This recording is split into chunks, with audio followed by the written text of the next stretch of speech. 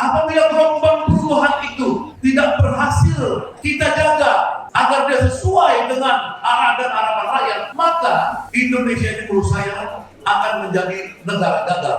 Bapak-bapak, ibu-ibu sekalian, kita lihat nakoda yang dipilih oleh Bapak Surya Paloh ini.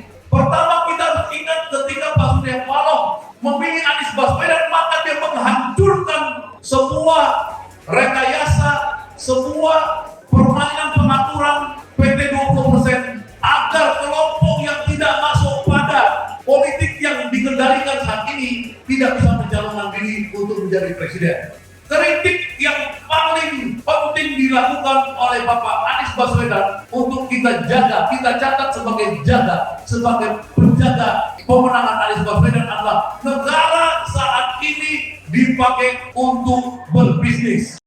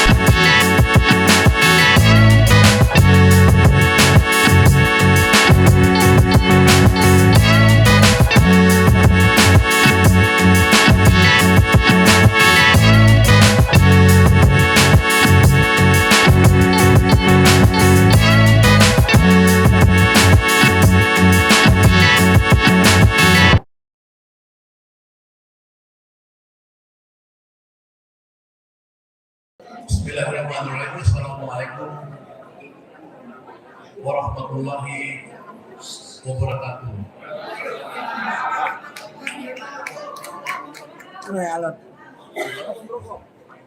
Yang saya hormati Bapak-bapak, ibu-ibu sekalian yang hadir di dalam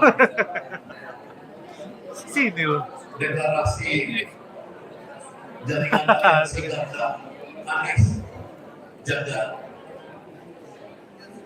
Mobil khusus tuan rumah di sini Bapak Jenderal Purnawirawan Manila, sahabat saya yang lama sekali Gus Coy di sini, teman-teman semua yang hadir di sini dan Ketua Umum Jaga Pak Gus Tomi, Bas Tony dan teman-teman lain.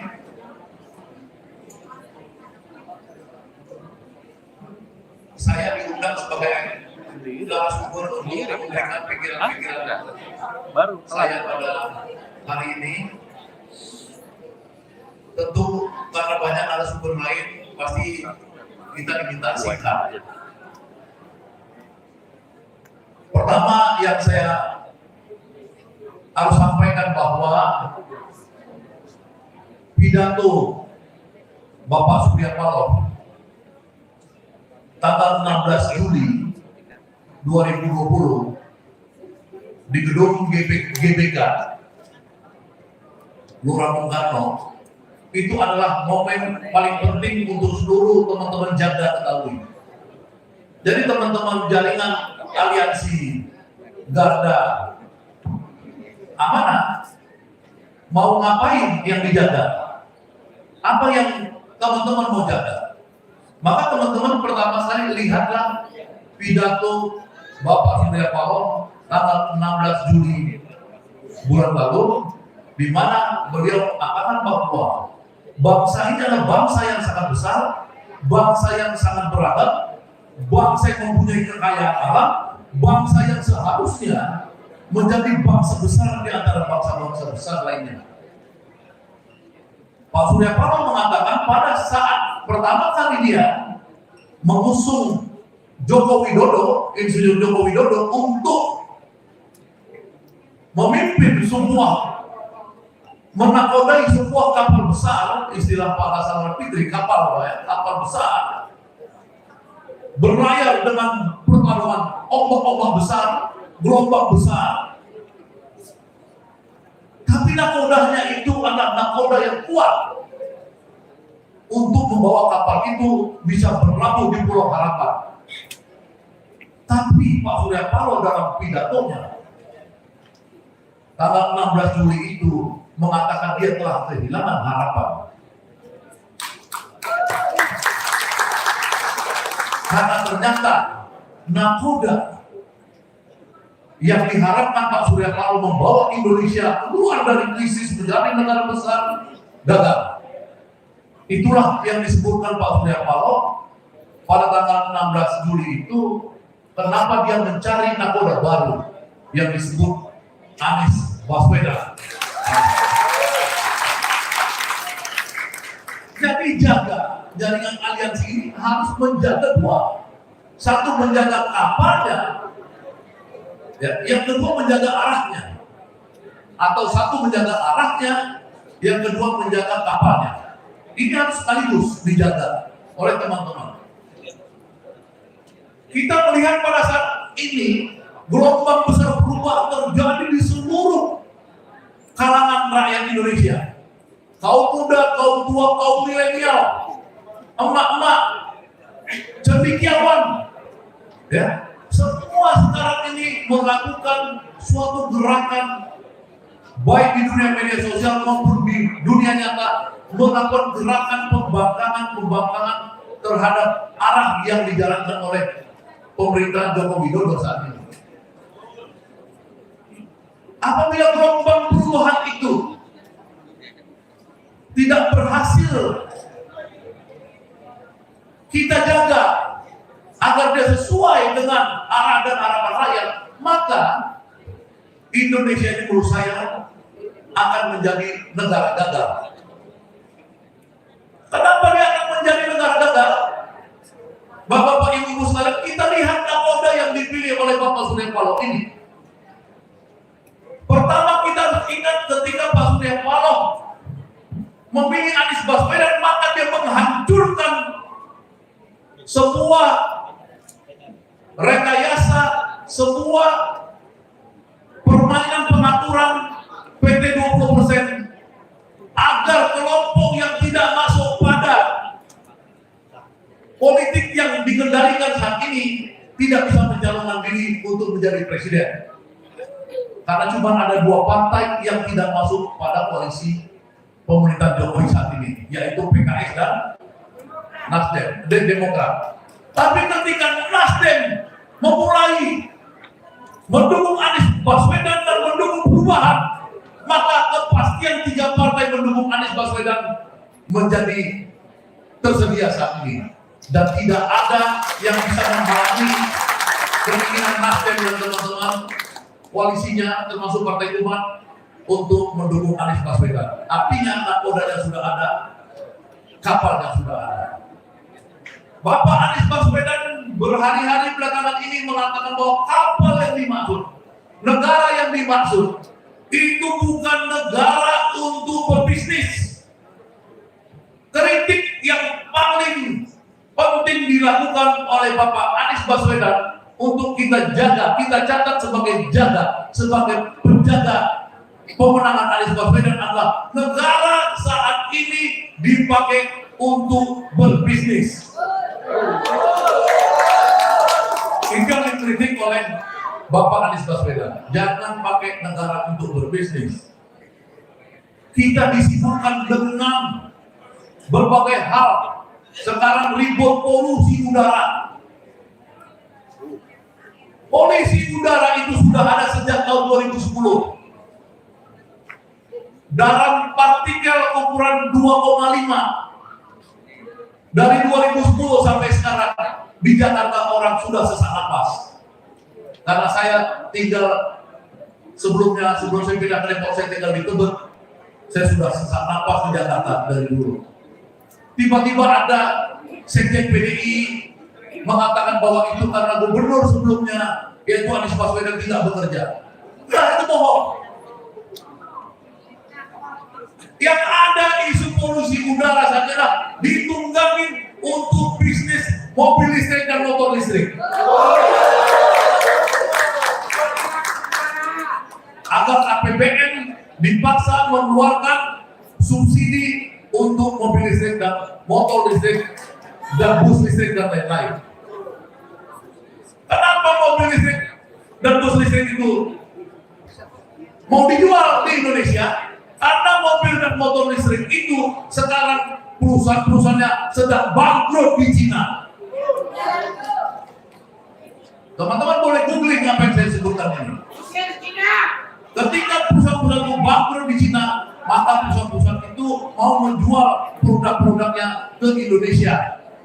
Dan itu menggunakan tangan-tangan penguasa negara. Dan itu yang disebut Bapak Anies Baswedan, negara tidak boleh berbisnis. Bapak Ibu sekalian, pada saat ini pemerintah sudah mengumumkan 3,3 juta hektar lahan sawit yang diduduki oleh pengusaha-pengusaha sawit secara ilegal akan diputihkan, akan diberikan kepada segelintir konglomerat-konglomerat yang menguasai 3,3 juta hektar lahan itu. Padahal satu Jawa Tengah aja cuma punya 1 juta hektar lahan untuk panen. 1 juta hektar itu 1 Jawa Tengah. Ini 3,3 juta hektar mau diberikan kepada segelintir cukong-cukong, diputihkan. Maka Anies Baswedan mengatakan negara tidak boleh berbisnis.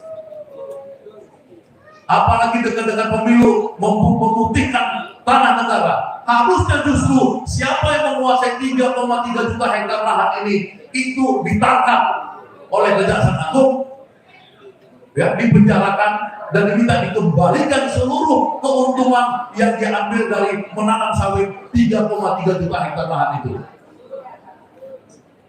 Bapak Anies Baswedan mengatakan bahwa problem negara berbisnis ini apa? Karena dia mengatakan Indonesia ini dikuasai oleh mafia. Ya, mafia minyak goreng. Kita udah rasakan tahun lalu ngantri mama. Ya, 1 kilometer ada yang ngantri 1 kilometer, ratusan meter untuk dapat minyak goreng. Padahal Indonesia adalah produsen terbesar minyak goreng. CPO mengalahkan Malaysia, tapi kita ngantri. Bukan harga murah. Waktu itu ngantri harganya sudah 24.000. Padahal harga murahnya itu 18.000. Tapi emak-emak ngantri karena nggak ada. Karena apa? Karena diselundupkan semua ke seluruh dunia yang membutuhkan minyak goreng untuk diolah menjadi energi. Kenapa itu? Karena ada perang Ukraina dan Rusia. Jadi mereka tidak mau melayani rakyatnya. Ini yang disebut sebagai negara berbisnis. Yang kedua, kita melihat kebanggaan Pak Jokowi tentang hilirisasi. Itu adalah yang mau dicapkan di kepala kita. Karena Pak Harto di zaman Orde Baru sudah bicara industrialisasi, bukan hilirisasi. Hilirisasi itu cuma seupil. Ya, saya sebagai alumni Institut Teknologi Bandung yang dari kecil, dari mahasiswa sudah bicara tentang industri, tentang masyarakat industri, ketawa dengan ide-ide hilirisasi itu. Hilirisasi itu hanya mengubah sedikit saja dari barang bahan baku, ya, ke bahan jadi untuk diberikan lagi para smelter Cina itu. Di zaman Pak Harto sudah ada, Pak Harto melarang Bob Hasan untuk mengekspor kayu log, mengekspor Bob Hasan untuk mengekspor rotan.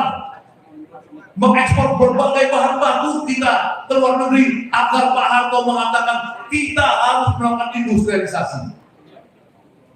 Dan itu dikenal dalam studi pembangunan.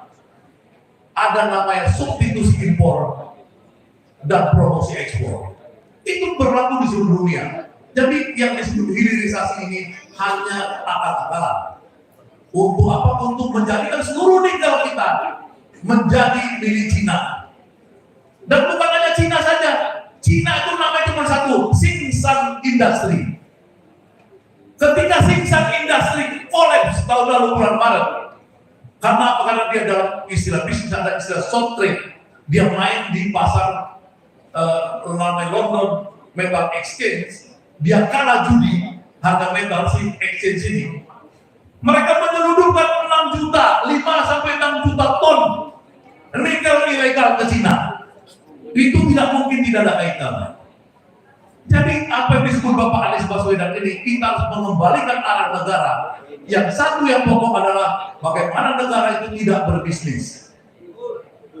Ini yang harus dijaga oleh Bapak-bapak jaga Anies sekalian.